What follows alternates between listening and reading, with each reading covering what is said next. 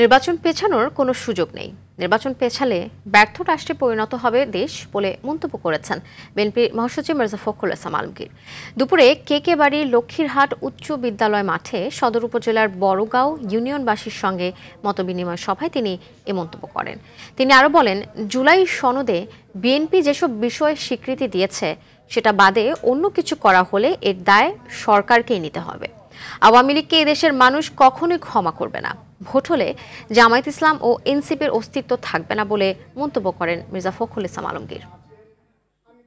এবার যদি নির্বাচনটা পিছিয়ে যায় আরো, তাহলে এই দেশটাকে ব্যর্থ রাষ্ট্রে পরিণত হবে। নির্বাচন পেছানোর কোনো সুযোগ নাই।